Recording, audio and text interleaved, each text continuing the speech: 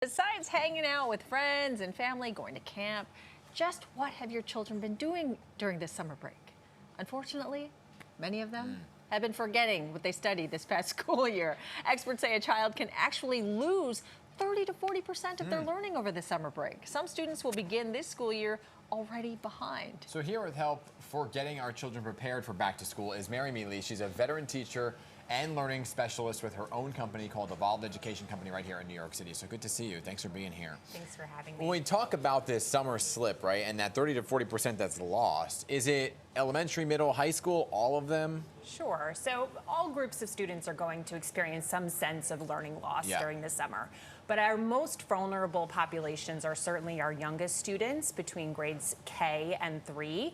And then also our students who are from lower income families, as well as students who have learning differences. So certainly groups have more vulnerability. Right, And is it more common or more often than not that most kids do suffer from this summer slip, the summer slide? Sure. It's almost like the notion of you don't use it, you're going to lose it, right? So certainly if you're not doing something academic during the summer, you're going to enter school feeling behind and being behind. So are we talking about a specific subject matter, or because you have every kid really gets that summer reading that they have to do, but say like math or whatever it may be, you may not be practicing that every single day. Exactly. So we all have access to reading. That's super easy, but certainly mathematics is an important subject to keep up, as is writing. So anything that has skill attached to it is really where we want to put our focus during the summertime to prevent this learning loss. I mean, some schools, my children, the school that they go to, they get workbooks. So they get an ELA workbook, they get a math workbook with 30 lessons in each, plus they're required 2 books to read. So that's kept them busy during the summer, but not all schools do that. And we're just a few weeks away from school starting. What can we do to get them up to speed? Do we have enough time? Yes, sure. Well, I definitely have some ideas for you. First and foremost, get some books. And not only books for your children, but get some books for you as adults as well. And take a little bit of time as a family to shut things down. It can be 20 minutes. Everybody is reading. That way, your children have an experience with reading. They also see you reading. They really have that full, support to get that reading, accomplished.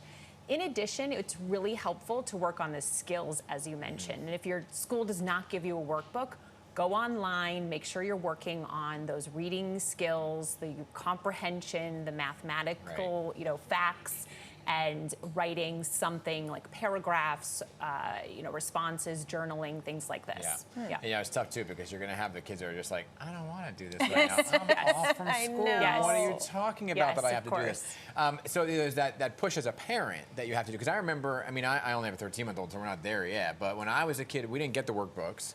But my mom and dad were both teachers, so I had to do the math because my mom was creating her own lessons plans. So what if you don't have that mentality as a kiddo, and as a parent you just are like, it's their summer, I don't know what to do? Sure. Well, you could always use an analogy. I love to just tell kids, well, if you're going to go play sports, let's say, you're not just going to jump right into the game. So let's just do a little bit of working out ahead of time so we're not super sore once school starts. That's one way of thinking about it.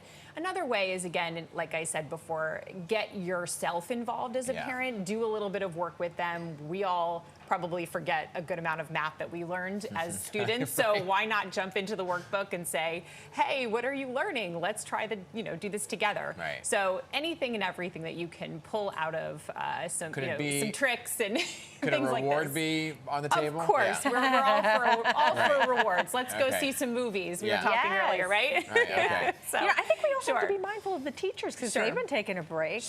How should they be prepared to get back in the swing of things? Listen, this is a really, really tough time for teachers. We employ teachers at our company, and they're coming in and they're really experiencing a great amount of burnout and just exhaustion, with all they need to do. So I just wrote a book. It's called Unaware, and you can grab it. It's an experience for educators to really help them to take care of themselves within systems that are tricky and certainly not necessarily taking care of themselves. So that's one resource. And I really also would love to invite teachers to an event that we're doing to talk about the research behind ways that teachers can take care of themselves. It's happening on August 21st, and it's on Zoom, so super easy to access.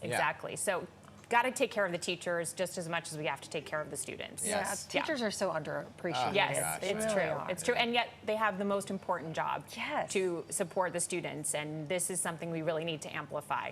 Well, we love our teachers. Yes. I'm going to get them higher pay. Yes, in some let's do areas it. Too, right? Yes. Mary, appreciate you being here from Thank Evolved you. Education for sharing your expertise. And we're going to put the info about that Zoom class on our website, pix11.com. Great to have you here. Thank you so much.